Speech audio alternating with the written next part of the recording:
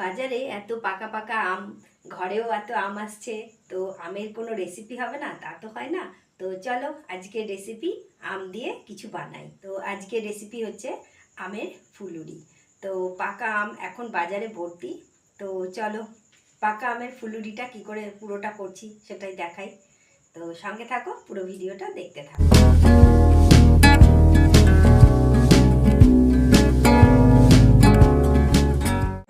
Hello বন্ধুরা, আমি কাকলি।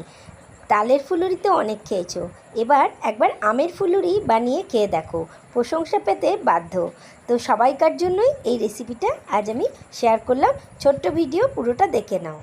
ভিডিওটা ছোট করে দেখানোর জন্য আমি আগে থেকেই আমের পাল্পটা বার করে নিয়েছি, নিয়ে মিক্সিতে ঘুরিয়ে রেখেছি। তো এখানে একটা বাটি করে নিয়েছি।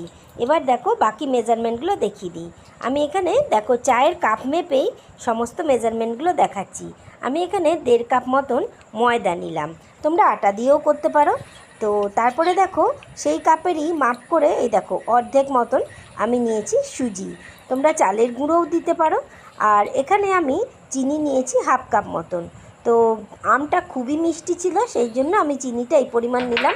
তোমরা পারলে একটু বাড়িয়েও নিতে পারো, তোমাদের আমের মিষ্টত্ব অনুযায়ী তোমরা নেবে এই চিনিটা ব্যবহার করবে। তো আমের যে কোনো জিনিসে একটু মিষ্টিটা মানে স্বাদটা যদি হয় ভালো হয়, মিষ্টির সঙ্গে একটু নুনটা দিয়ে দিলাম, আর দিয়ে দিলাম মৌরি। তো তোমাদের মিষ্টি নুন সব কিছু ব্যালেন্সটা এটা ভালো থাকবে। আর মৌরি দিয়ে দিলাম, একটা খুব সুন্দর ফ্লেভার আসবে। এবার আমি কাপ মেপে 1 কাপ মতন এখানে পাল্প দিয়ে দিলাম, তোমরা একটু বেশিও দিতে পারো, কোনো অসুবিধে নেই। তো মাখাটা ঠিক কেমন হবে সেটা একটু দেখে নাও।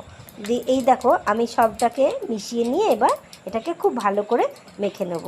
তো বন্ধুরা, আজকের এই সুন্দর রেসিপিটা তোমরা মানে বাড়িতে সবাইকে বানিয়ে খাওয়াও, দেখো তোমরা সকলেই কিন্তু প্রশংসা করতে বাধ্য হবে। আর এত সুস্বাদু নরম তুলতুলে হয় যে না খেলে বুঝতেই পারবে না। আজকে রেসিপিটা দেখে বাড়িতে কিন্তু অবশ্যই একবার ট্রাই করবে। তো চলো দেখো, এই দেখো আমি মেখে নিলাম, কিন্তু এটা একটু আরেকটু নরম হবে, সে কারণে আমি একটু আমের পাল্প না দিয়ে একটুখানি আমের পাল্প দেওয়া যে কাপটাতে ছিল সেই কাপটা মেপে একটুখানি জল দিলাম। তো তোমরা আমের পাল্পও দিয়ে দিতে পারো, কোনো অসুবিধে নেই। তো দেখো আমার মাখাটা মোটামুটি হয়ে গেল। এবার আমি এটাকে রেখে দেবো, একটা ঢাকা দিয়ে দিলাম। তো বন্ধুরা 5 মিনিটের জন্য রেখে দিলাম, মানে রেস্টের জন্য। তো ঢাকা দিয়ে রাখা থাকলো, একটু সুজিটা ফুলে গেলে তারপরে এটা আমি বানাবো ফুলুরি। এই দেখো 5 মিনিট পর ঢাকাটা খুলে দেখলাম সুজিটা ভিজে বেশ সুন্দর নরম নরম একটা ভাব হয়ে গেছে। ঠিক এই রকমই কিন্তু থাকবে। এই দেখো হাতে করে নিলাম, আর কড়াইতে তেল দিয়ে আর গরম হতে দিয়েছিলাম, আর গরম তেলের মধ্যে একটা একটা করে ফুলুরির মতন হাতে নিয়ে, যেরকম ফুলুরি বানায় বা বড়া বানায় সেইভাবে কিন্তু আমি একটু একটু করে নিয়ে নিয়ে ছেড়ে দিলাম। তো দেখো এইভাবেই কিন্তু তোমরা প্রত্যেকটা ফুলুরি বানিয়ে নিতে পারবে। আর খেতে এত অসাধারণ স্বাদ হয়, এত নরম হয়, মানে যে বলে বোঝাতে পারবো না। তো তোমরা বন্ধুরা অবশ্যই কিন্তু বাড়িতে এই রেসিপিটা একবার ট্রাই করো। বাজারে এখন প্রচুর আম, ঘরেও নিশ্চয়ই সকলের ঘরেই আম আসছে। তো একবার এইভাবে বানিয়ে খেয়ে দেখতে পারো। তো দেখো আমি কিন্তু একটু ধীরে ধীরে নেড়ে দিচ্ছি, যখন দেখবে তলা দিকটা একটু হয়ে গেছে তখন কিন্তু একটু একটু করে নেড়ে দেবে। তো বন্ধুরা, তোমরা যে যেখান থেকে দেখছো তোমাদেরকে অসংখ্য ধন্যবাদ। আমার এই ছোট্ট ভিডিওটা দেখার জন্য তোমাদেরকে ধন্যবাদ জানালাম। আর যারা নতুন বন্ধু তারা অবশ্যই আমার চ্যানেলটা সাবস্ক্রাইব করে তার পাশের বেল আইকনটা প্রেস করে দিও। আমার চ্যানেলে ম্যাঙ্গো রেসিপির অনেক রকম আছে, সেগুলো কিন্তু তোমরা ম্যাঙ্গো রেসিপির প্লেলিস্ট আছে, সেটার থেকে তোমরা ম্যাঙ্গো রেসিপিগুলো দেখে নিতে পারো। তো দেখো কথা বলতে বলতে প্রথম ব্যাচের আমার ফুলুরিগুলো ভাজা হয়ে গেছে। কেউ এটাকে আমের পিঠে বলে, কেউ ফুলুরি বলে, কেউ গুলগুলা পিঠে বলে, অনেকেই অনেক রকম বলে।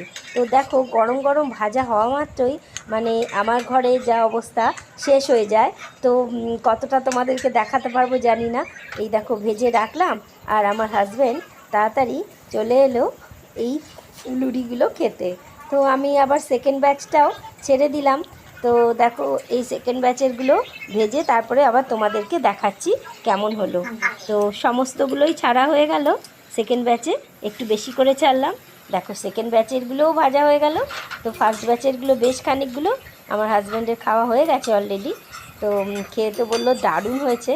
তো সেই কারণেই তোমাদেরকে রিকোয়েস্ট করছি, তোমাদের যদি রেসিপিটা ভালো লাগে একটু বন্ধুবান্ধব, আত্মীয় স্বজন সকলের সঙ্গে একটু ভিডিওটা শেয়ার করে দিও। তাহলে তৈরি হয়ে গেল আমার পাকা আম দিয়ে বা আমের পাল্প দিয়ে ফুলুরি। কেমন হয়েছে দেখে তো নিশ্চয়ই বুঝতে পারছো, লোভ লেগে যাচ্ছে। তো চলো আজকের রেসিপি এই পর্যন্তই। আশা করছি তোমাদের খুব ভালো লেগেছে। যদি ভালো লেগে থাকে অবশ্যই একটা লাইক করে দিও, আর আমার পাশে থাকার জন্য আমার চ্যানেলটা সাবস্ক্রাইব করে দিও।